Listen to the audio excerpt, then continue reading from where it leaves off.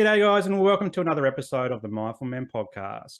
I'm your host, Simon Rennie, and today we're getting mindful about living a mindful life in terms of things like work and satisfaction, meaningful experiences, relationships, and also mindset.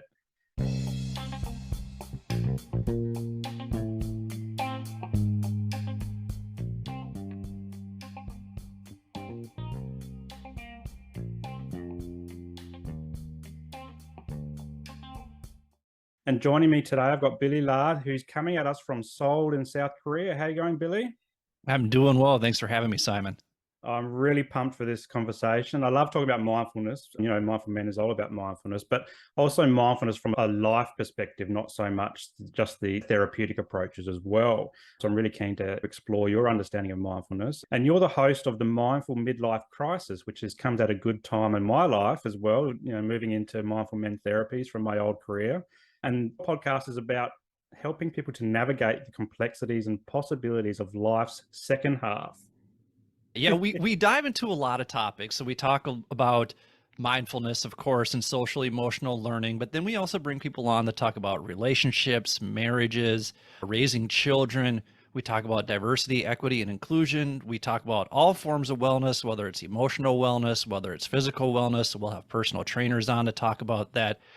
It's just kind of trying to bring more awareness to how we are living our lives and how can we live our lives just maybe even 1% better each and every single day. And in doing that, we experience more purpose in our life. We experience more gratitude in our life. We experience more awareness that allows us to have these somatic experiences that really just liven up our body and liven up our mind and liven up our relationships. I try to find a diverse group of guests so we can talk about a wide range of experiences, and it's been a lot of fun, and it's been more of a chronicling, I would say, of my own journey. I started it in February of 2021 with my co-host Brian on the bass, and I've gone solo with it now just because Brian didn't have the same time to commit to it that I did. And this is my thing now. Like, doing this podcast is very much my thing, and it feels like this podcast is very much your thing. And I just want to commend you for bringing the conversation around mental health to the forefront, especially for men, because one of the episodes that we did, or actually one of the first solo episodes that I did, was a response to a comment that I saw on Instagram where someone had said, "No more men talking mental health on podcasts." And that rubbed me the wrong way. And I had something to say about that. So What do you think prompted them to say that? my understanding, the context around it, I believe, was this person was addressing the hustle bro toxic culture, right? Which I am 100% against. I do not believe in that toxic hustle bro culture. One time I saw somebody post something like, "I don't take breaks on the weekends because that's 104 days where your competition can get the best of you." And I'm like, right. And I don't sleep because that's 8 hours a day times 365 where my competition can get the best of me too. I'm like, get the fuck out of here with that kind of toxic bro bullshit. That just drives me nuts when I see stuff like that. But her statement was in response to this guy talking about just some things that people could do or some things that he does. And I think her complaint to it was that nothing that he was saying was super original. Like, he was saying, get 8 hours of sleep. He was talking about the books he reads. And she was like, "Oh, 8 hours of sleep, real original." It's like, well, but those are the hits. Like everybody says 8 hours of sleep is so crucial to your own mental health. And so few people get the recommended number of hours of sleep. And it was so condescending the way that she was addressing all of it. And I think what really startled me was the number of people who thought, yeah, you're right. Tell these men to stop talking about mental health. And I understand that maybe it was a response to mansplaining and that kind of thing. I get that, and I get the idea that men have been holding the pulpit on too many topics for far too long, but mental health is not one of them. Mental health is not an area where men have really done a lot of discussion. So when she said that, it felt like a direct shot to me as someone who hosts a podcast that has a lot of discussions around mental health. So I just wanted, and I responded to it in a way just saying, hey, I'd like to have you on the show to talk about this. Why did you make this comment? I want to understand this better, because is there some context that I'm missing from your point of view? So it wasn't an attack on her saying that you're wrong. It was more of these reflective questions like, tell me more. Tell me more. You know, she hosts a YouTube channel that talks about finances for millennials. And I mean, her content is actually really amazing, but I was really surprised that she went down that road, because they do talk about even mental health and how that impacts finances. It just rubbed me the wrong way. And I wanted to invite her onto the show, and not as like to sabotage her in any way, just to have a conversation around, why would you think that would be okay to say? You have a huge following. Why would you think, you know, perpetuating the stigma and shame that men feel around mental health would be a good idea? Yeah. So I don't know if she's listened to the episode. I imagine not, but I hope someday it does get to her, and I hope someday we can have that conversation. Yeah, it's an interesting one, because you're right. So many guys really struggle with mental health discussions, and rightly so. I think for many of us, myself included, growing up in a period of time where to be a boy and it was to become a man, and to be a man was someone who bottled things up and didn't talk about things and was a bit of a hard nut, and didn't cry, didn't show vulnerability. And what we're seeing now is a lot of guys who are struggling with how to process those emotions and feelings in a healthy way. We think of even just like family and domestic violence data in Australia, particularly 75% of victims report men being the perpetrators, or males being the perpetrators of the family violence. And even in suicide data in Australia, is 75% of deaths by suicide are men. And so what that tells me is, what we're talking about is that we do struggle to talk about things in a healthy way. But it's just great that there are guys out there willing to talk about and share their stories, yourself included. And part of the reason I do it is both a therapeutic approach for me. The more I talk about it, the more I feel comfortable doing it as well. It's kind of like a therapy session for me, but I'm talking to myself often, or talking to a guest. But also I love hearing guests, and like your podcast as well, having a diverse range of guests.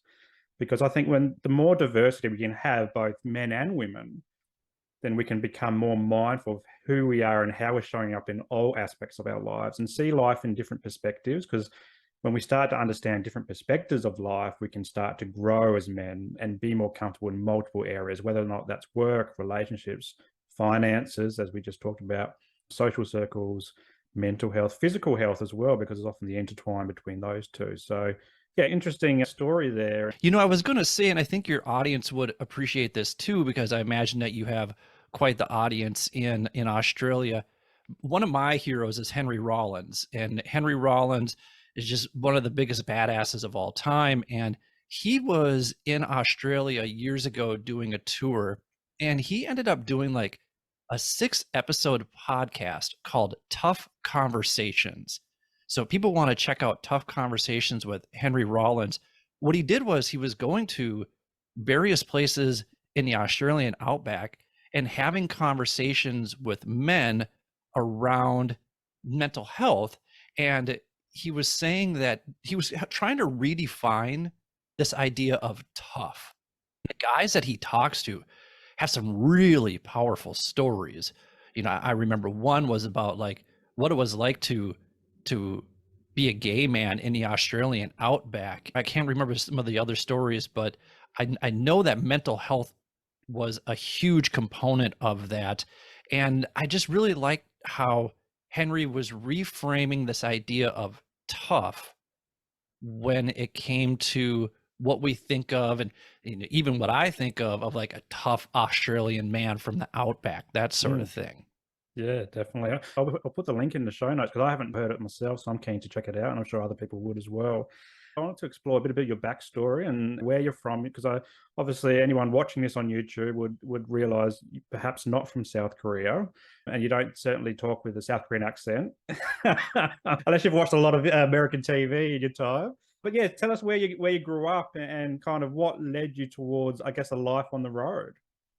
Yeah, I grew up in Minnesota, which borders Canada in the United States. And I've lived in Minnesota my whole life, born and raised there. And I taught English for 15 years. And then I transitioned into a dean of students position. And I was in that position for 6 years. And I would say right around 2012, I really started struggling with my mental health. Now, there were things that were leading up to this, particularly some relationships that went bad. I would say that I was in an emotionally abusive relationship with someone who was extremely manipulative. I always say that that's my side of the story. She probably has her side of the story, but it left me emotionally damaged. There was definitely some residue from that relationship that continued to creep in and was never really resolved as I was navigating these situations in my classroom. And I was working in an alternative level classroom, meaning students were coming to me with a lot of social, emotional, academic barriers to their learning. And because I wasn't in a great place, my toxic negativity was washing over them, and their toxic negativity was washing over me. And it was really this sea of negativity in my own classroom, and I couldn't escape it. Sunday nights were absolutely the worst night for me because I just couldn't sleep, because I knew it was going to be 5 more days of hell before I got a chance to get out of the classroom again. And I remember probably around February of 2013, I'd been struggling with anxiety attacks, and my neck was in pain during that time too. And I imagine that was related, but I was struggling with anxiety attacks, just couldn't sleep. And I was having suicidal ideation as well. I was in a pretty dark place at that time. I remember kind of what the barometer was for my depression. So I can vividly remember walking around the school, and if I had an image of a gun to my head, then I knew I was having a bad day. And on the rare occasions, if I envisioned the trigger being pulled, and that would happen, right? So I would say more often than not, I would envision a day with a gun to my head. And then from time to time, I would envision days where I would pull it. Now, this is weird, but I honestly think one of the things that saved me was my FOMO. Like, well, if I die, I'm going to miss out on this event, this event, this event. So it was actually kind of nice to have things to look forward to as I continued on, because I'm a pretty social person. But I remember the turning point was in February of 2013, and it gets cold in Minnesota, particularly come February. You're done with winter, you're done with the cold. And we were having a I hate winter birthday party for a friend of ours. And I was really looking forward to hanging out with this group of friends. I hadn't seen them in a while. And I said, okay, at 7 o'clock, I'm going to leave and I'll make my way. I'll get to the party like around 7:30, 8 o'clock. And for whatever reason, I still remember this, is at 6:51, I started having this anxiety attack. And the anxiety attack felt like a boa constrictor wrapping around me. And when I would get anxiety attacks, I would lurch my shoulders forward. I would crinkle up my hands. I could feel my breathing begin to elevate. And so, it just wiped me out emotionally and physically. And I sent a text message to my friend and I said, you know what, I'm not feeling well. I'm not going to make it tonight. Sorry. And then I woke up the next day and I was like, what the hell is wrong with me? It's a weekend. I should be able to relax on the weekend. Why am I still feeling like this? So I was talking to my best friend, who just so happens to have his PhD in neuropsychology. And he's like, you need to go see someone. Based on what you're telling me, you need to go and talk to a therapist like yesterday. I'm so fortunate that literally around the corner from my building where I lived, there was a psychology office right there. And so I looked up and I sent him a list of people and said, "You know me, you know what I need.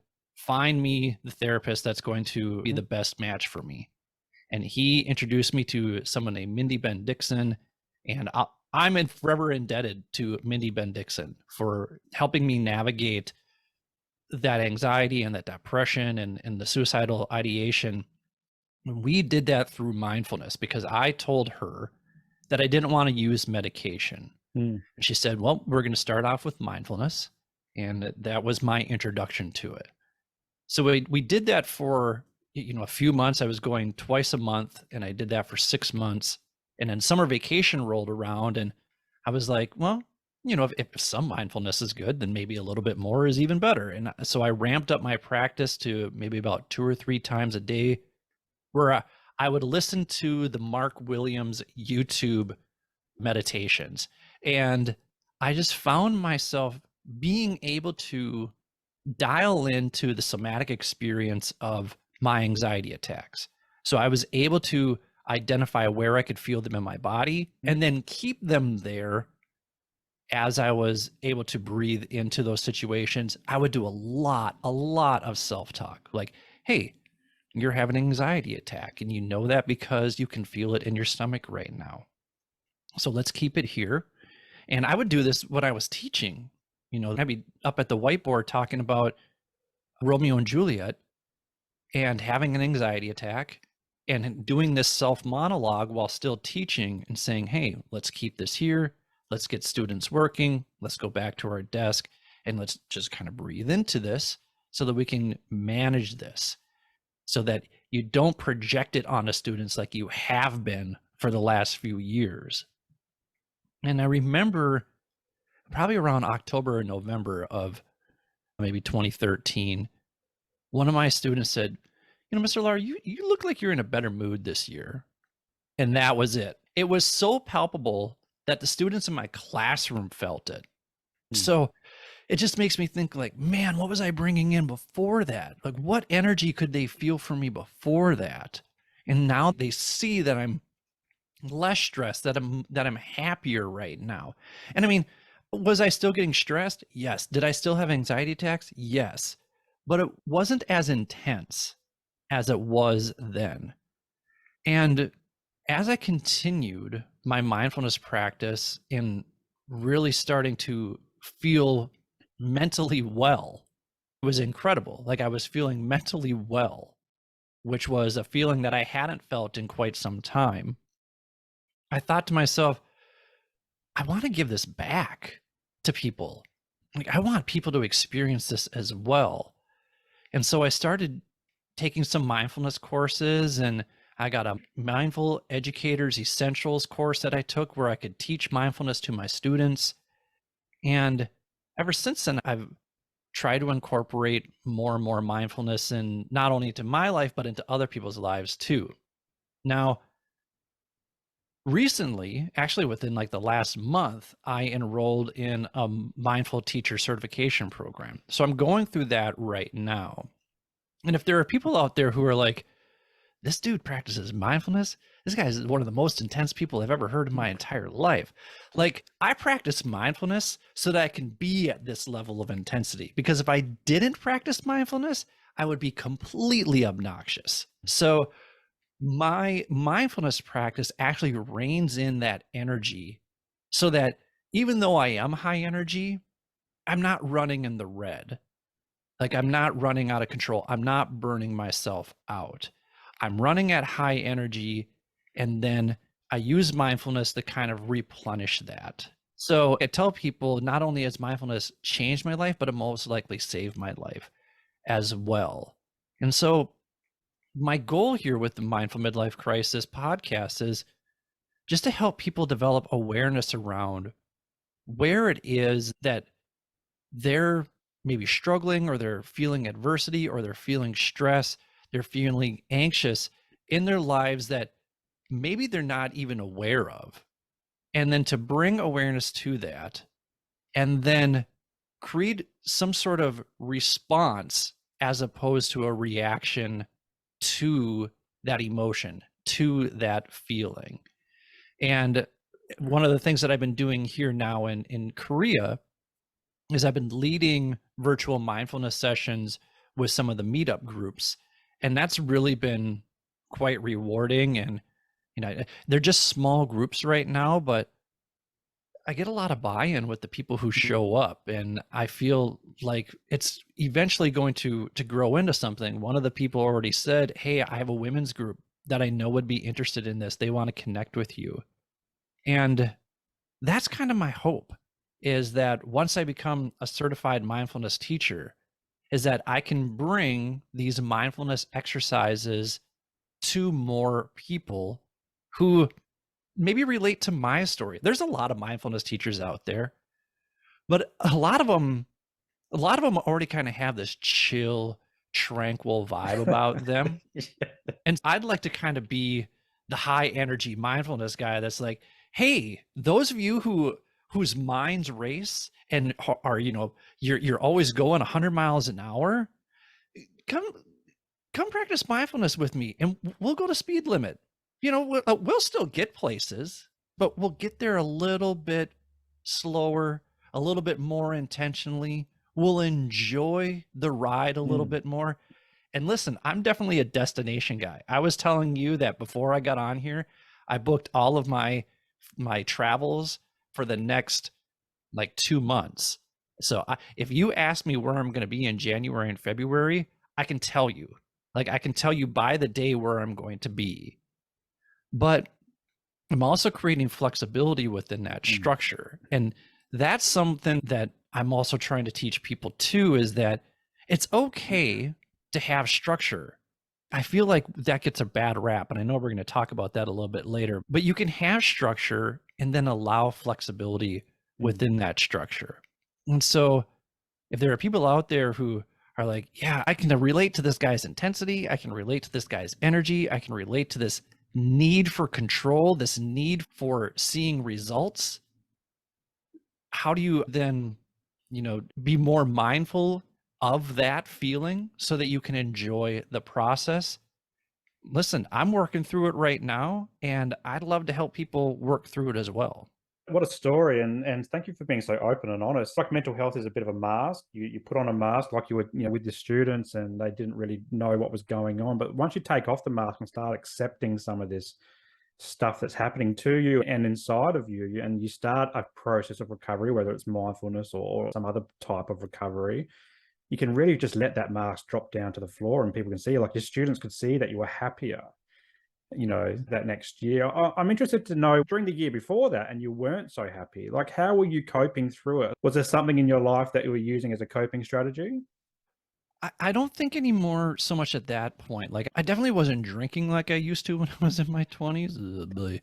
But I think more of it was just maybe just pride and arrogance that I'm the one who's right. What I'm doing is right. And this is how my classroom should be. And this is how my life situation should be. And I was unbending. And that's definitely feedback that I've gotten in the past about how inflexible I am. And as people are like, well, dude, you just planned out your next 2 months. Like, that's not a lot of flexibility. Right. But I like to create that structure and then have the flexibility within that structure, because that actually gives me joy. It gives me a little sense of security. It gives me a little sense of stability. And especially now, since I've been traveling here going on 2 years, the one thing that I really do miss is that sense of stability. But kind of going back to your question, the idea that you couldn't tell me anything, that is probably how I coped with it. That it's not my problem, it's your problem. So it reminds me of that Marilyn Monroe quote that I hate so much about, I'm this, I'm this, I'm this. If you can't handle me when I'm at my worst, you don't deserve me when I'm at my best. And it's like, how about just stop being an asshole? Like, why not work on yourself so that you're not this, this, and this? Like, I can accept that those are some of the qualities that you bring to the conversation, that you bring to the table, so that now that you're aware of it, are there things that you can do in order to work on those things so that you can grow? I always talk about on the show, reflect, learn, grow. And that's what I had to do. I had to reflect on what it was that was bringing up a lot of this negativity in my life. But more importantly, because I didn't have a coping strategy, I had to learn and develop strategies. So I had to bring Mm. awareness to myself that, hey, you're not handling the stress well. The way that you've been handling the stress, which is just to run with the attitude that it's not my problem, it's not working. So how can we turn that internally and reflect on who we are and make progress so that you can live a happier life, because you're not happy right now. And it's that self-realization moment that a lot of people struggle to come to. But I find once they come to that moment, they recognize that change is needed. That's when they're picking up the phone to a psychologist or a counselor or their doctor or even just a friend and saying, something's not quite right here. We need to have a chat about certain things. You mentioned you've been on the road for 2 years now. What prompted you to leave that old stable job where so many people are struggling? And I've been there previously before I started Mindful Mental Therapy business. What prompted you to give that up and hit the road? Yeah, I've always wanted to travel overseas. I'm not married. I don't have children. I don't have any intention of having children, and I could take or leave marriage. So that doesn't make me a suitable mate. So I kind of have a different, perception of that kind of lifestyle. So, ladies, if you're listening and you're looking to settle down, I might not be your guy. But if you're up for adventure, hit me up. Then we can have a great time. But, I've always wanted to do this traveling. And as an educator, I could take a 1-year leave of absence. And then my job would be guaranteed if I went back to it. And the only thing that was keeping me back was I had a dog at that time. And she was getting older. And I kind of said, when she crosses the Rainbow Bridge, then I'm going to start making arrangements to take this leave. So she passed away in April of 2020. And then I was like, okay, it's time for me to make my move here. And so it gave me a full year to plan this trip. Now, we're in the midst of COVID at this time. As I was planning this trip, originally what I wanted to do was go to Thailand for a month, go to Singapore for a week, go to Japan for 6 weeks, and then go to South Korea for 6 weeks. So that was my original plan. None of those countries were open. So I ended up going to Portugal for 2 months. It's my favorite country. There's no bluer skies in the entire world. I absolutely loved being in Portugal. And then I did 2 weeks in Spain, and I took a trip from Madrid to Dakar, Senegal, because it's one of my goals to paddleboard off the coast of every continent. So when I come to Australia, hopefully you have a spare bedroom there so I can make my way over to the coast and rent a paddleboard and chalk off Australia.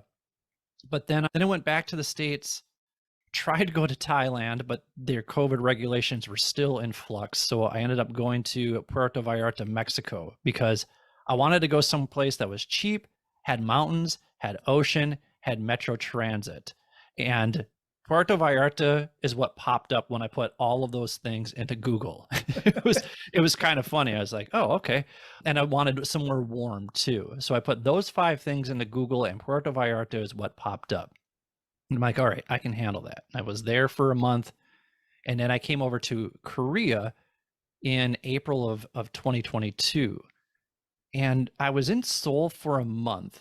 And then I went to Jeju Island and I went to Busan. When I left Seoul, I was talking to my Airbnb host, who turned out to be just a great dude. He's one of the best people I've ever met. He and I are now friends because he's just such a wonderful human being. And we were having this conversation the day that I left. And I told him, I feel like if I leave Seoul right now and I don't come back, that I'm closing the chapter on a book that's not finished yet. And he was like, wow. So I told him, listen, if I can change my flight and you have room, I'm coming back. So all of that worked out. And I came back to Seoul for an extra month. And I just continued making all of these connections with people. Like originally, when I was in Seoul for the first 10 days, like I was one of the first tourists here because they had just opened up. Mm. And like one of my strategies for meeting people when I'm in another country is just eavesdropping on conversations and trying to find English being spoken. Well, no English was being spoken. And on the subway, you don't talk when you're in Seoul. Like you are on the subway, you're either looking at your phone or you're reading or you're sitting quietly. So it felt very sterile. And I was like, I hate it here. Like I'm not Mm. connecting with anybody. Well, then I got joined up with this meetup group and they went hiking. And after that, my whole life changed. And I talk about that in Summer Session 6. If people want to check out that episode, it's a conversation with my friend Iggy Lee, who's the one who coordinated that group. And that just changed my whole experience when I was in Seoul. And then when I went back to Seoul later that trip in June, I just continued to meet more and more people and getting connected to those people. So much so that I just decided, you know what? I'm going to go back to the United States and I'm going to sell my condo and I'm going to keep traveling for another year. I'm going to go back to Seoul for 3 months and then I'm going to do this trip that I originally planned. So that's why I'm going to Thailand and I'm going to Mm. Singapore and I'm going to go to Japan for 2 months. Then I'm going to come back to Seoul, and it's kind of just like, you know, this world tour that I'm on right now, and the connections that I've made here have made me feel more like myself than at any point in time in my life. I feel so accepted here for who I am. I feel so welcome here. I've been asked to be an organizer for the meetup group. So that's why I've been doing the mindfulness sessions. I've hosted events where I'm the tour guide, where I'm leading people to Seoul Grand Park because I still have this passion for teaching people. I still have this passion for showing people around things that they haven't seen before. And I just feel really connected to this place. So I'm still debating whether or not I want to live here. I'm not necessarily committed to that just yet, because the time change here is really difficult because a lot of the people that I would be working with for mindfulness are still in the States. So I like that you and I are at least, you know, similar time zones right here, because otherwise I'm having these outrageously Mm. early or late calls with people, and it's a bit of a challenge. But I have learned and grown so much during this travel experience that I know that the money's going to run out at some point in time. I'm going to have to go back to some semblance of reality, you know, whatever that is, you know, working full time. And I'm not looking forward to that, Mm. but I am very much staying present in these moments that I'm having with my friends. And now that I've enrolled in this mindful teacher certification program, there is some more purpose to this adventure, because before it was more about just creating meaningful experiences, but now there is a bit of a purpose where I am connecting with people. I'm doing the podcast, I'm being a guest on podcasts, I'm leading mindfulness sessions, and that is filling the void that was left behind when I resigned from my job. And being a dean is really difficult because you're always the bad guy. You're Mm. always delivering bad news. One of the revelations that I've had here in the past few months is that I'm a people pleaser. I never Mm. knew that about myself. But then someone pointed that out to me, and I was like, oh, yeah, I kind of am. And so I've really worked to let go of that. That's something that I've really, really made a conscious effort to let go of, is being this people pleaser. But at the same time, I still want to provide people with enjoyable experiences and, I guess, life-changing experiences. So I think that's where the mindfulness comes in, and the enjoyable experiences is the planning of events that bring people together in a social construct. Yeah, you talk about a few Asian countries. So very east versus west. And I imagine quite a lot of mindfulness happens in places like Korea. How have you seen it in your day-to-day life compared to living back in the States?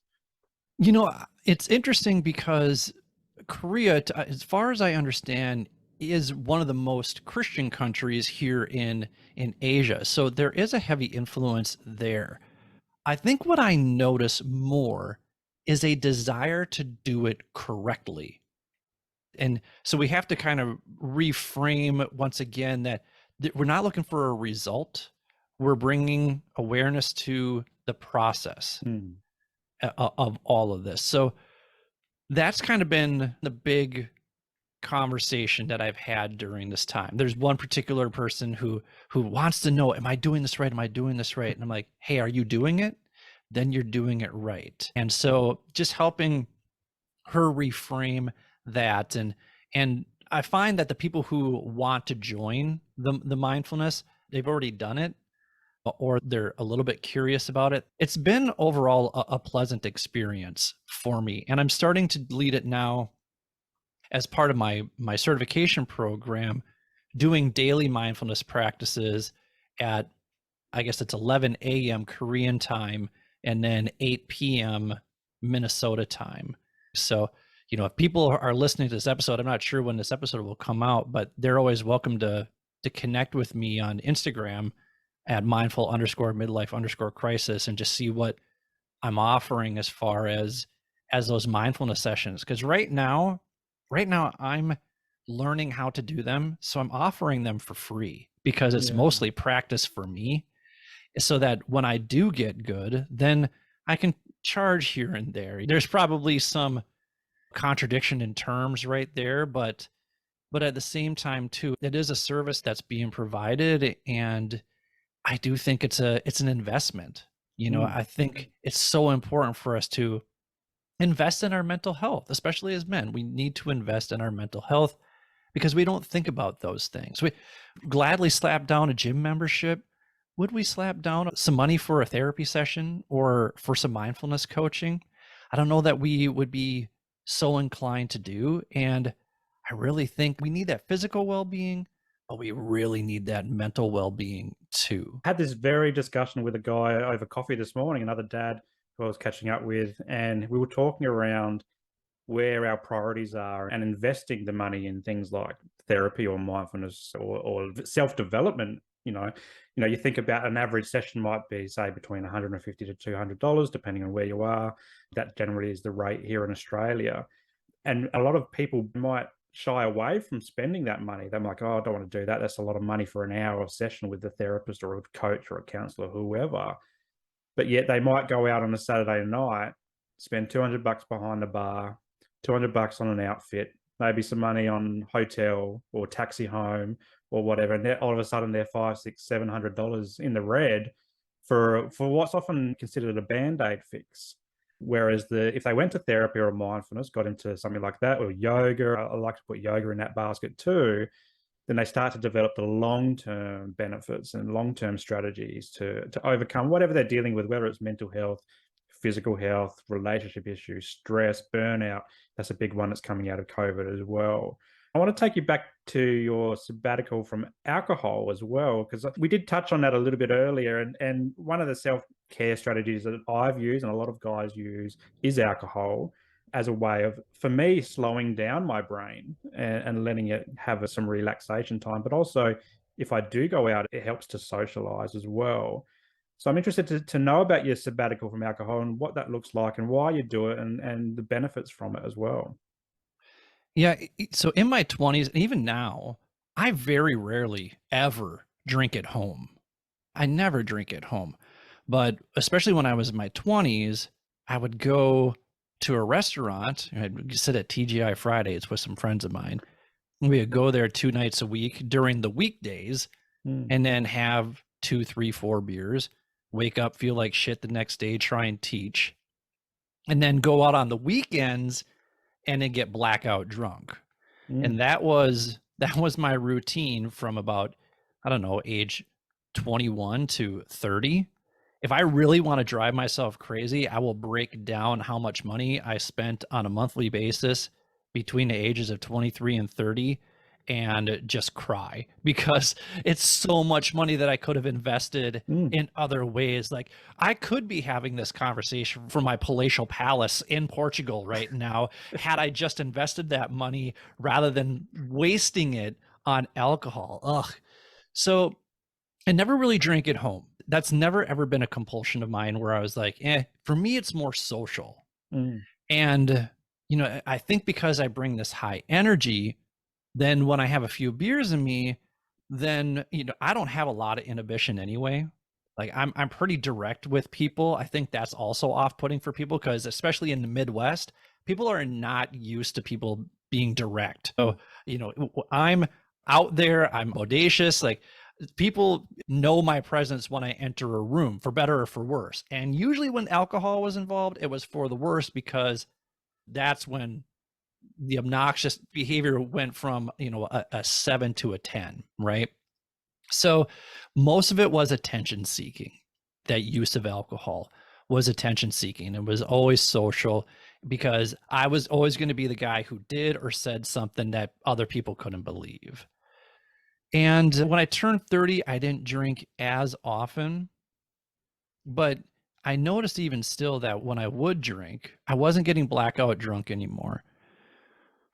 But I was still, just struggling with this depression, this residual depression left over from this toxic relationship that I had right when I was, 30, 31, 32 years old. And after another failed relationship, this was early 2012, I thought to myself, you know what? I'm going to go 6 months without drinking. It's 180 days. So I'm going to do a 180 with my life. And it was October of 2012 because I was feeling awful.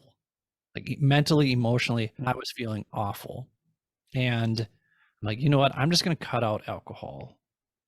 And I remember one of the turning points for me in feeling supported in this is I went to a friend's house and they said, "Hey, you want something to drink?" And I'm like, "No, I'm not drinking here for a while." And they were like, "That's cool, man. Good for you." What a relief that was, because these guys like to drink. I've seen these guys drink, but they were so supportive of it. And that really helped out. And so then that turned into just saying, you know what? I did 180 days. Can I go the rest of the school year without drinking? And I did. I went through the rest of the school year and I said, okay, now summer break is here. I'm going to see if I can teach myself how to drink socially. And teaching socially means I'm only going to have 1, 2 at the most, and only one night, maybe 2 nights a week.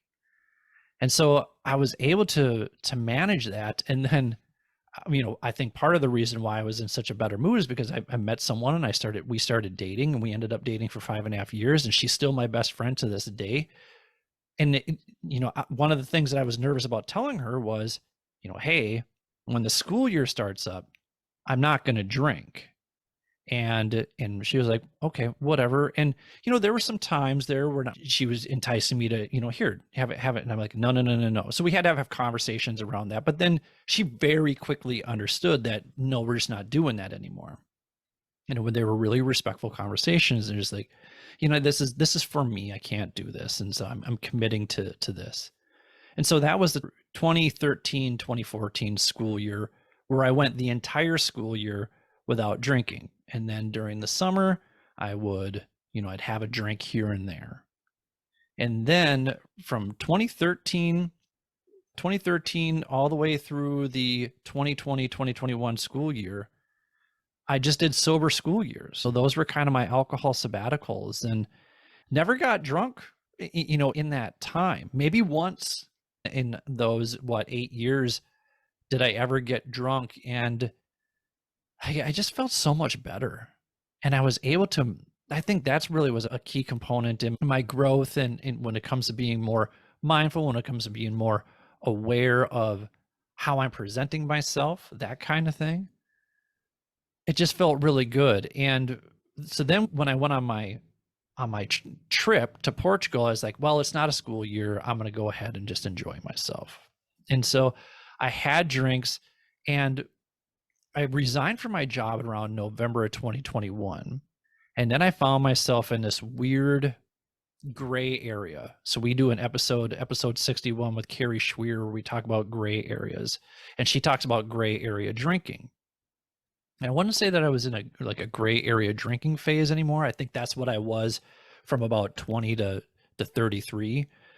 But I just remember not feeling good. And I remember feeling completely overwhelmed and stressed out about, I don't have a job now. I have to make this podcast successful, and putting that pressure on myself. And I didn't like how I felt.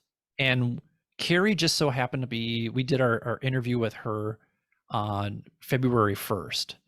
And I was going to Mexico like a week later. And I just declared on that episode, I said, you know what, Carrie, after having this conversation, I'm not going to drink for a while here.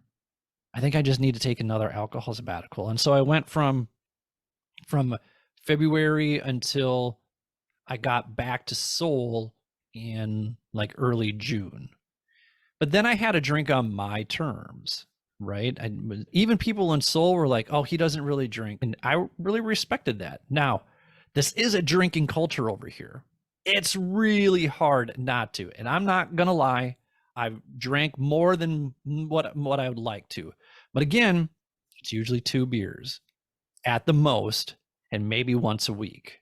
So I've limited that so that, I can still enjoy myself, but it's not controlling me. It's not compelling me.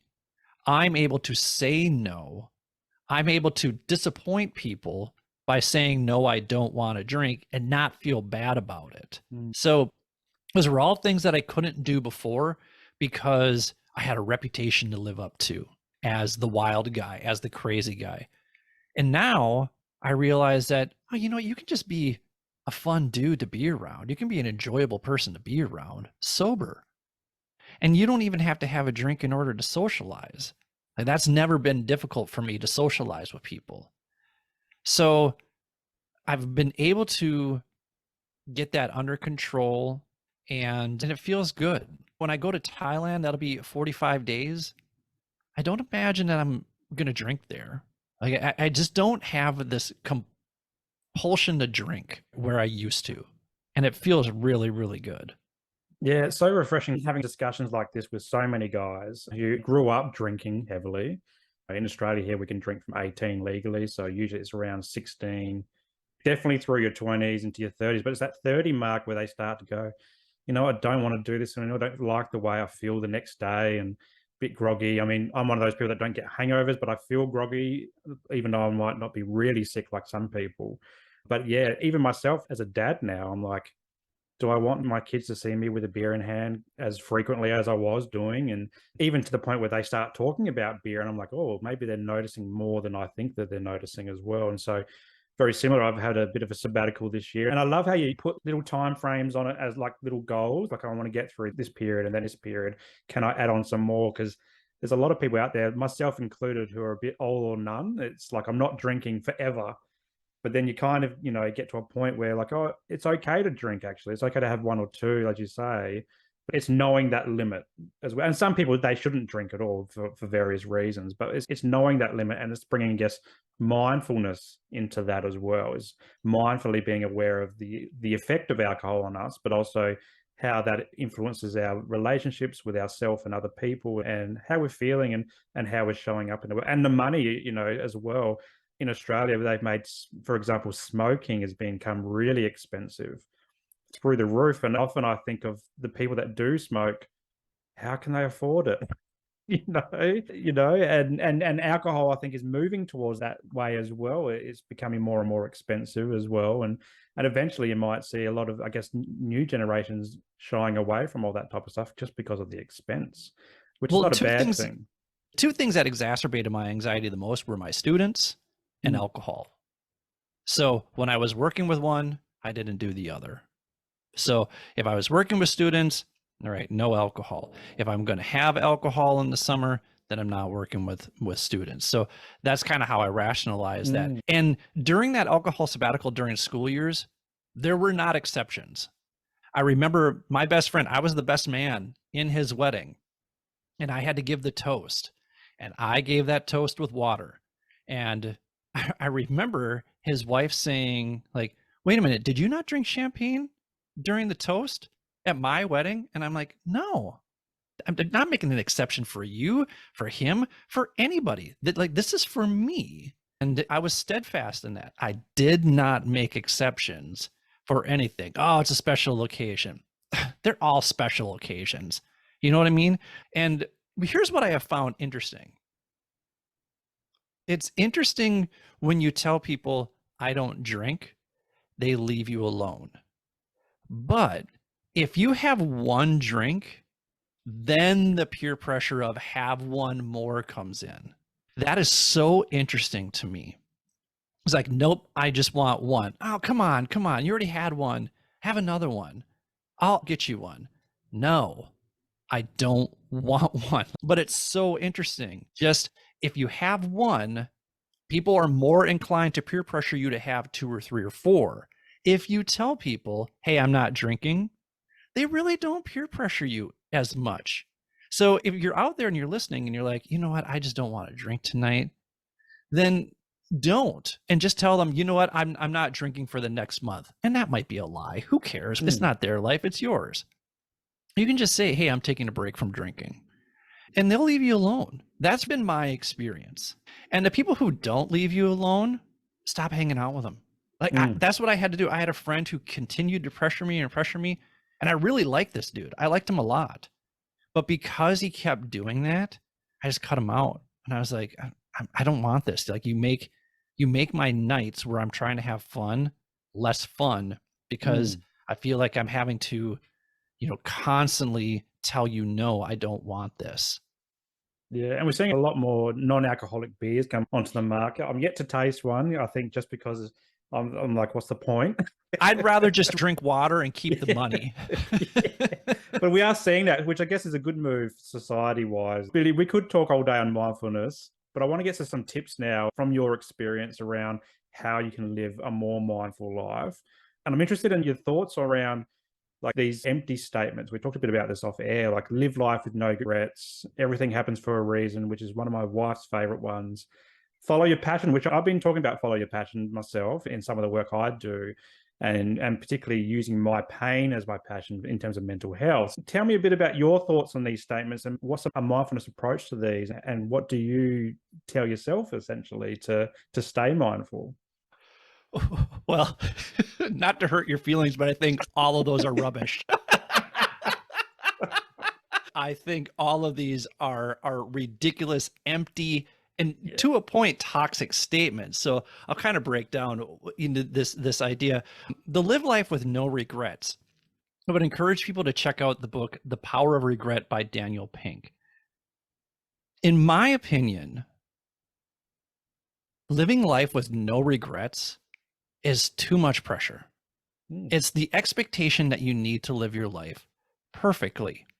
I have a lot of regrets in my life. There are 2 ways, though, that regrets can help you grow. One is by not dwelling in them for so long that they impede progress. So we have to be mindful of the regrets that we have. We have to allow ourselves to feel the regret. It's okay to feel regret. Regret is a human emotion. We should be allowed to feel all human emotion. And regret is one of those human emotions. So allow yourself to feel and then heal from that regret so that you can move forward. You can look at regret as a teacher and say, you know what? I'll give you a perfect example. When I was in Mexico, I was there for 3 weeks and I had time to stay there longer.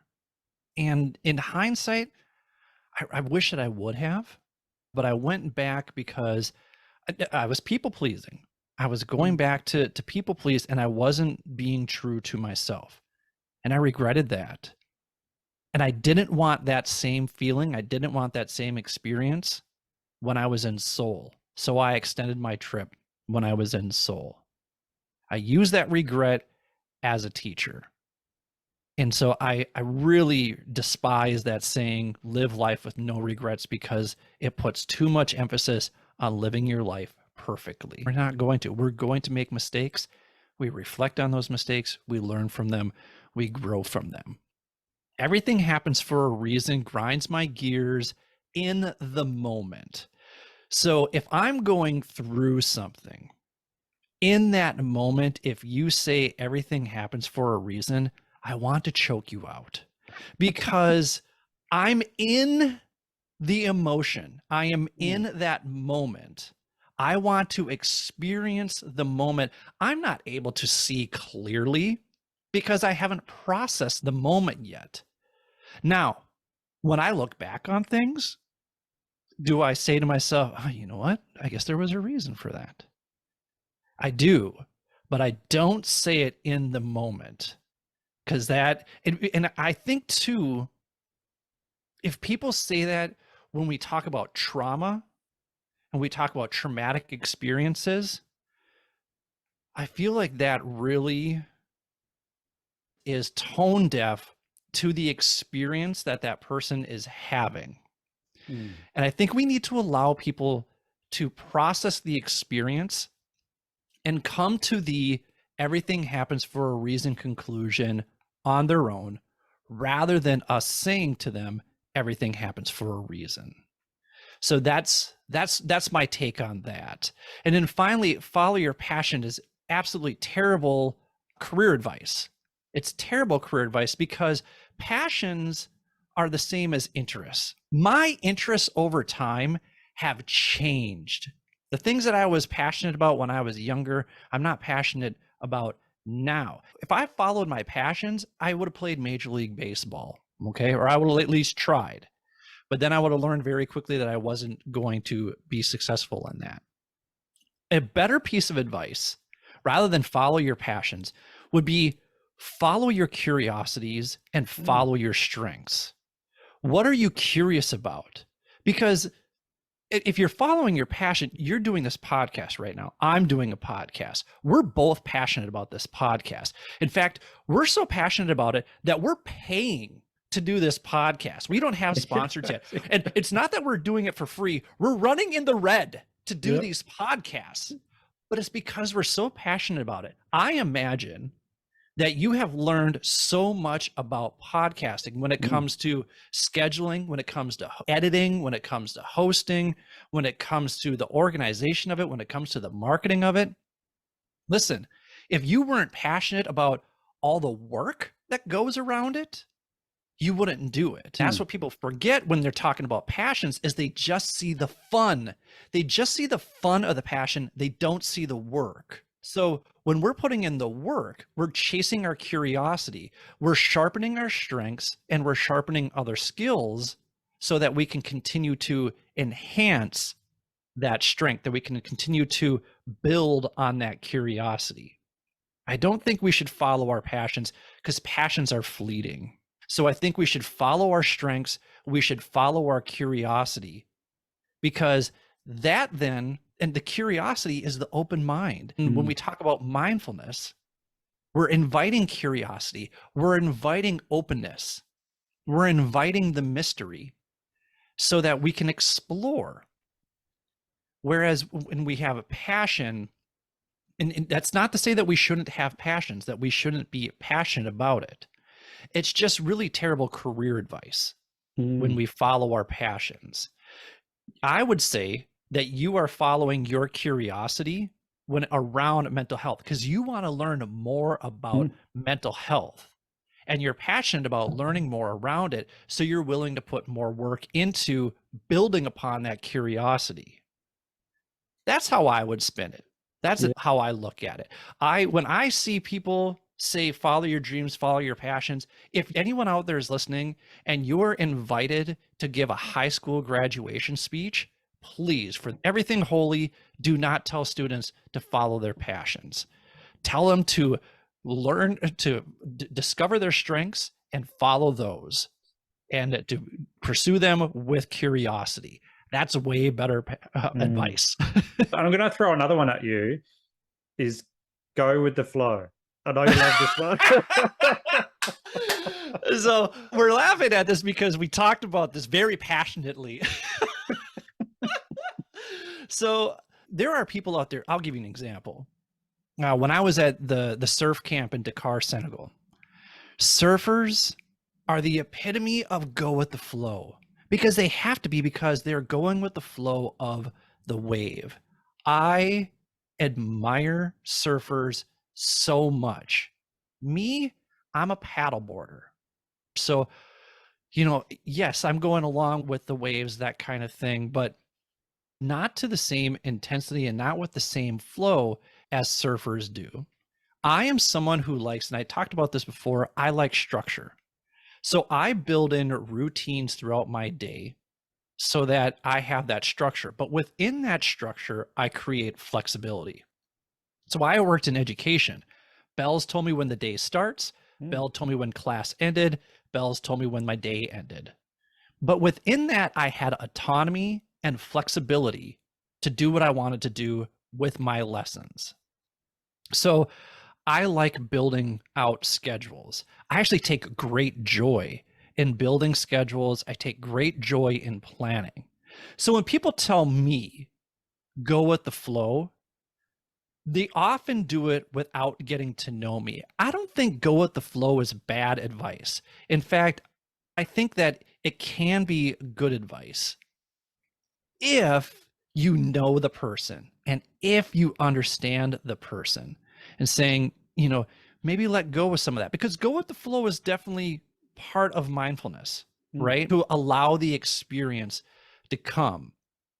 I like to create a container in which I can experience something, because I often struggled during summer break because I didn't have that kind of structure, because I struggle with the paradox of choice.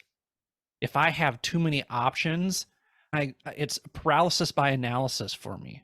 Like, that's why I had to book the travel plans that this morning, because I'm like, if I don't do this now, I'm just going to continue to put it off and put it off and put it off. To me, that's where procrastination is bred, right? So if you're a go with the flow person, I envy you. This is not in any way, shape, or form an attack on you. Just please understand that there are people like me who like structure, and that structure brings me joy in the same way that go with the flow brings you joy. That's why I don't travel with go with the flow people. Go with the flow people make me late. Go with the flow people are not ready to go at 8 in the morning when I am ready to go at 8 in the morning. I have already booked our train tickets. Let's go. And we're going to get there early too. And if people are like, you don't sound very fun to travel with, that's why I travel alone. It reminded me of my kids, actually. They're very go with the flow. I'm very structured, so they never walk out the door on time. Yeah. And like I said, I envy that. And when I see people who are go with the flow, they are reminders to me to let go of expectations, to let go of the stranglehold of control that I have, right? And so if I have this stranglehold on the things that I'm trying to control, then that's when I start to stress out more. And so then if I'm too go with the flow, then I stress out as well. So again, when we talk about mindfulness, we talk about balance. And for me, that balance is creating that container and the flexibility within that container, because that brings me joy. The reason why I get so heated about that is because a couple weeks ago, I was telling somebody that I had met when I was out and about at one of the meetup groups about my trip. I was like, yeah, I'm here till December 30th. And then I go to Thailand for 45 days. And then I'm going to Singapore for a week. And then I'm going to Japan for 10 weeks. And then I'm coming back here. And he said, well, that's your problem. You're doing it wrong. And I go, excuse me? And he said, you're traveling wrong. And I'm like, it's my travel, dickhead. Like, why are you saying that I'm traveling wrong? This is how I like to travel. You didn't even ask me any questions before you came to that conclusion. Now, I was mindful in a moment and I didn't call him a dickhead, but That's what I thought. It's what I thought. I responded rather than reacted. And that is evidence that my mindfulness is improving, or is helping me manage my emotions, because old Billy might have responded in a much different way. I love it. It's a great story. And for me, perfectionism was a huge thing in my career. And discovering mindfulness is helping me I'm really embracing this concept called wabi sabi and the beauty in imperfection and allowing things to be imperfect, like my kids being a little bit late out the door. And they're only young, they're only 3 and 5, but I've got a timetable that I've tried to meet.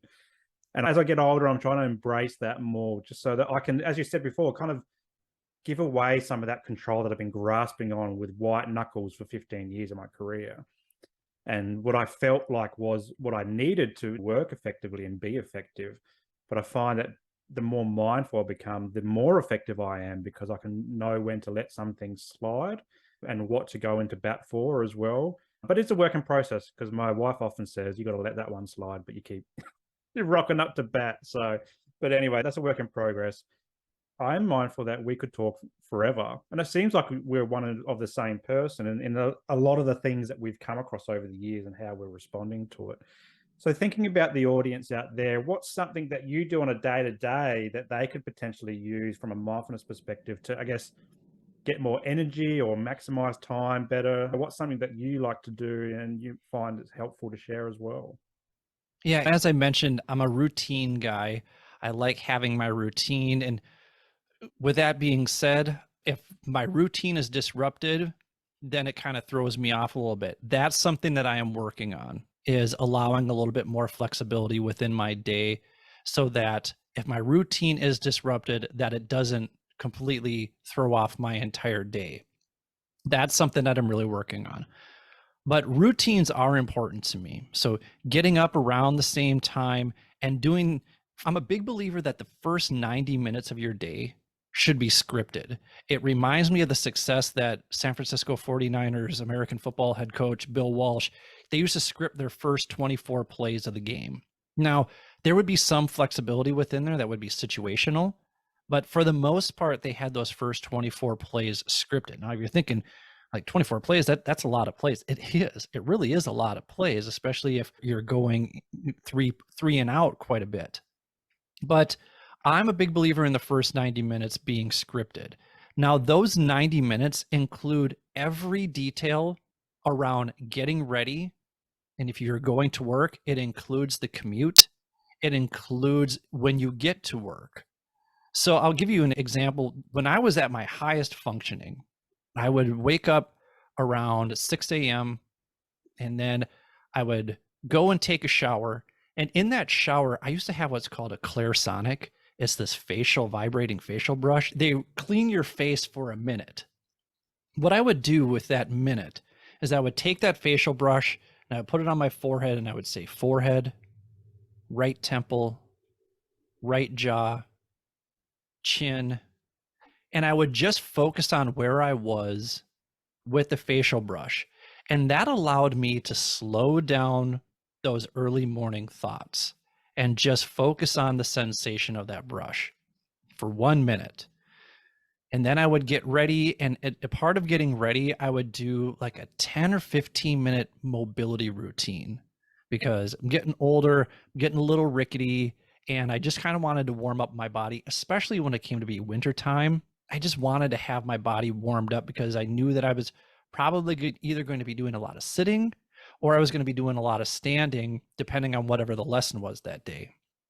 And then, just downing a glass of water. These are all things that take very little time. But if you do them on a routine basis, they just become ingrained as part of your routine. And then one thing that I started doing was on my drive to work, which was about 25 minutes, I had an iPod that had about 8,000 songs on it. So one thing that I would do is, rather than trying to find the perfect song, I would take that decision out of my hands and I would just let shuffle play whatever song came on. And what I would try and do then is I'd try to remember what, anywhere usually between 5 to 8 songs were played during that commute. And then I would write them on my board as kind of a memory routine. Now, if it was a really heavy punk rock day, there'd be like 10 songs I'd have to remember. But then sometimes you'd get those hidden tracks that it was the song, and then, on like the old school CDs where you had a hidden track, there was the song, and then there was 25 minutes of silence, and then there was a 30-second song that didn't need to be there, but it was, if we just, so then I would sit with the one song for the 3-4 minutes it was, and then just drive in silence, because I wasn't going to skip that song, because that's not what the iPod wanted. I wasn't going to give in to instant gratification. I was just going to let whatever came on the iPod play. And then I would use that as a memory building routine. And then I would get to work at about 7:30. That was my 90 minutes. So that would set the tone then mentally for my day, and physically a little bit too. I would also include like a 10-minute mindfulness practice in there before I would leave for work. So the mindfulness practice and mobility routine, that would add in an extra 20 minutes. I probably could have slept an extra 20 minutes, but sleeping in that extra 20 minutes never made me feel any better than the mindfulness and the mobility routine. I always felt better if I did that. So I would encourage people out there listening to develop a routine for your first 90 minutes of the day. It's so crucial that you start those 90 minutes off in a way that sets you up for productive success in some capacity. And then this is something that I just started doing recently. I'm not a big fan of to-do lists because, in my opinion, to-do lists just keep you busy. So I created this thing called CHIPS lists. So here's what CHIPS means. CHIPS means complete. This thing has to get completed today. It cannot be pushed until tomorrow. It has to get completed today. And then the H stands for hooray, because you should celebrate your completions. You should celebrate your accomplishments. And it doesn't have to be immediate. It can be something like, hey, I'm going to grab a slice of cake later. I'm going to go on a date with my wife later, or just something like that. Something where you're budgeting time for you. And I don't think it should be something like the gym. I don't think that should be a reward. I think the gym should be part of your daily routine. So I would look for it as like things that you can treat yourself with. I would caution people using alcohol as the treat as well, but just something that you're going to do. Maybe you got a favorite TV show and that's what you're going to watch that tonight. But if you don't get through that CHIPS list, if you don't get through that completion list, then hey, that you don't get to watch that tonight until you get those completion lists done. And then the IPS is in progress or start. Those are things that you're just moving along. You're just trying to progress those. So, things don't have to get dire until they're in that C list. And sometimes, the C list doesn't have to be something that you procrastinate. You're like, oh, this has to get done today. It can just be something that you no longer want to deal with. And you're like, I'm doing this today. And I'm not going to do anything else that's in the IPS section until I get this done. So that's something that's helped me out, because then I'm able to look back on it and be like, oh, I actually accomplished quite a bit. I can also look back and be like, did I do this thing the other day? Oh yeah, I did. So, just again, as a structure guy, these are things that I would highly encourage, is creating this routine. And when you do a time inventory of your morning, you can see where your time leaks are and you can close those up. I don't have enough time in the morning. You actually might have more time than you think. And so where can we close up those time leaks? Maybe you only have time for a 5-minute meditation, but that 5-minute meditation may be the start that you need in order to see where your other time leaks are. Maybe that'll just set your mindset so that you can be productive, that you can be more successful for the rest of your day. I hate to-do lists, but I love chips, so I think that might stick. If there are potato chips in the room, I'm eating them. I am absolutely eating them. But I like that comment you made around if you slept in for another 20 minutes, you still feel like crap. But if you went to bed 20 minutes earlier and still woke up at the same time, that actually does feel really good. And you're not sitting in bed searching through Instagram or TikTok or whatever. You're actually just putting the phone down and going to sleep. I've noticed when I go to bed earlier, I wake up at the same time. The kids are pretty much consistent risers. So that's the benefit of having kids. You don't need an alarm clock. But going to bed earlier, I do feel better for it as opposed to trying to get that extra 20 minutes because you don't actually sleep for 20 minutes. You just sit there trying to get to sleep and then stressing out because you're not sleeping. And that 20 minutes actually might be better served as a meditation time instead. You know, when you roll over rather than grabbing the phone to scroll, roll over, grab the phone and set a meditation. And then that might be where you get that time in for your meditation. I'll even take it a step further. When I was working in education, a lot of times, you know, I would come back from lunch. And when I came back from lunch, I would do a 10-minute meditation before my afternoon classes. What I found was if I did the meditation, I always felt so much better than if I looked at my to-do list at that time and was like, I don't have time for this. I need to plow through this. I would be completely wiped out by the time the last class would show up. Whereas if I had the same amount of work to do, but if I took that 10 minutes, I actually found that I was able to get through that 10 minutes faster and I was more productive and I felt significantly better when that last class rolled around. So again, it comes down to that investment. You might think that you don't have the time for it, but you might need to build the time for it because you'll get that time back or you'll get that energy back. Really enjoyed this. Love how we've talked about mindfulness from a different perspective, not so much therapeutic. And a lot of the stuff that we have talked about is therapeutic in its nature, but also it's life. It's navigating life and trying to live, I guess, a more meaningful life amongst the chaos that has been happening in most people's lives, particularly with COVID and all that type of stuff. Billy, how can people find you? Like if they're looking to learn more about you, I'll include the links in the show notes. But yeah, plug the podcast and anywhere else that people can find you. Yeah, people can go to www.mindfulmidlifecrisis.com. You can join the newsletter group there. Just click on contacts and sign up there. We send out weekly meditations so that you can kind of get a feel for what those are like in case you're looking to dabble in those. I'm on Instagram at mindful_midlife_crisis. We have a Facebook page, Mindful Midlife Crisis Podcast. You can email me at mindfulmidlifecrisis@gmail.com. You know, one of these things that the podcast is available wherever you get your podcast, but you know, you were talking about navigating this journey. Very much the podcast is about me navigating this midlife crisis more mindfully.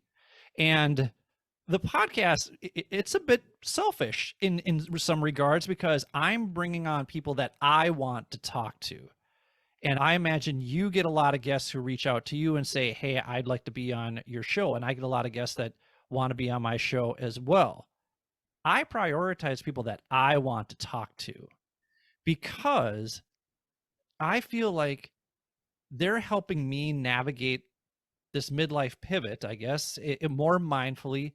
And I imagine there are people out there like me who are going through this as well. And especially if you listen to the summer sessions, so summer sessions 1 through, I would say 7, you can hear this transition in my journey.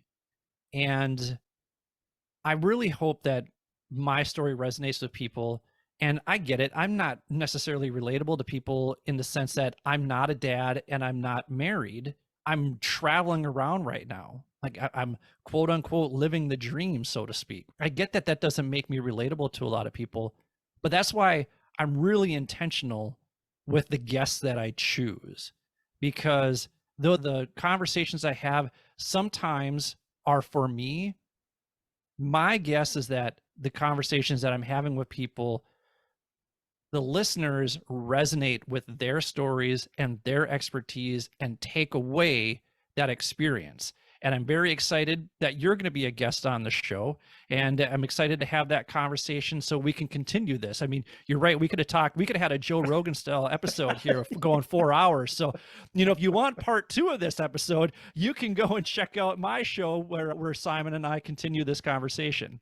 Absolutely. And you're right, being a podcaster as well, it's nice to have people on there that I guess share a similar journey as well and are interested in the same thing, because you're building that like-minded community for people to tune into. But also it's great to be able to do this across the world as well and hear stories from across the seas or the lands and so forth. It's actually quite rare that I speak to Australians. I speak to more people from overseas. And I love it because it's showing different cultures and perspectives and histories and all that, and how that influences how we're showing up today as people. So, but the last question I'll ask you before I let you go is, I always like my guests to plug something that makes them feel good. So it doesn't have to be anything to do with mindfulness, but it's just something you're reading or listening to, watching, or even a self-care activity or whatever. And maybe it might inspire some of our listeners to go and try it for themselves. That's a really good question. So I would strongly encourage people to check out the Jordan Harbinger show. It's another podcast. He's fantastic. Like, that's the show that I'm emulating. That's the quality of show that I'm trying to get to someday. I would say try a chips list. And if you need help with a chips list, or you need help creating some structure in your day, let me know. That actually brings me a lot of joy, is having those kind of conversations. I'd love to connect with any of your listeners out there who just want a little bit more structure. You can hear how structure oriented I am and how much that helps me. And it's not to say that I have the magic fix for you, but maybe we can sit down and we can have that conversation. I also think too, creating a good mood playlist on your Spotify. My favorite band is Pearl Jam. I've seen Pearl Jam 50 times in 9 different countries. So I'm very passionate about Pearl Jam, right? So I take a deep interest in Pearl Jam. I love music from that era, from the grunge era, right? The thing is, a lot of it's kind of dark, and a lot of it talks about, you listen to Alice in Chains, you listen to the lyrics of Dirt, and you listen to the lyrics of Nutshell. Those are some pretty intense lyrics, right? And they serve a purpose. They elicit a mood. But you should also have a good mood playlist. And that good mood playlist should be all the songs that you are embarrassed to let people know that you enjoy. So on my good mood playlist, Party in the USA by Miley Cyrus is on there. And when it plays, I dance. Is Mbop by Hanson on there? Absolutely, it's on there. So they're just songs that are so silly. Safety Dance, Men Without Hats, absolutely on my good mood playlist, because when I hear it, it makes me laugh at how ridiculous of these songs they are, but yet they elicit this good mood. I can't help but smile and laugh when I hear them. I can't help but, just dance around silly while I hear them. Try making a good mood playlist. And maybe that's what you listen to on your way to work, or maybe that's what you listen to on your way home, so that you can ramp up that energy, so that you can meet people with the energy that they deserve, right, from you. So check that out. It might work. And if you need suggestions for good songs, let me know, because I got all the sweet jams. I love that notion because it reminded my own journey as well. And growing up when I was in my darkest days, I would listen to a lot of heavy metal, like Korn, Metallica, System of a Down, Limp Bizkit, these big heavy metal bands. But then when I started to step myself out of those dark days, I was more intentionally listening to things like Jack Johnson and John Butler Trio and those types of guys, because it was just more soothing. And I noticed a feeling change in me. Like, I felt more relaxed.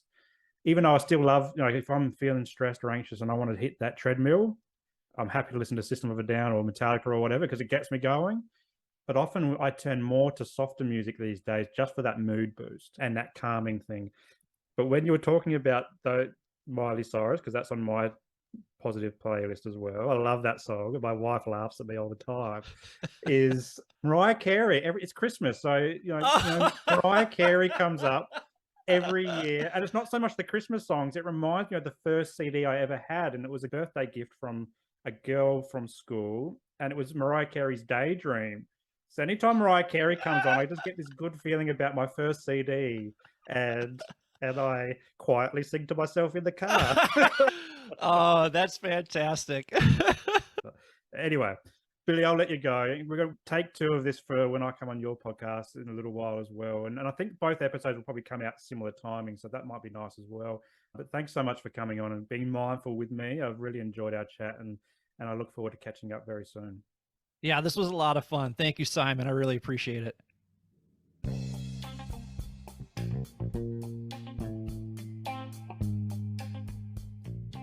If you enjoyed today's episode, make sure that you like it and leave a comment, and then share it with your mates. Also, subscribe to the channel and hit that notification bell so that you don't miss a moment of future episodes to come.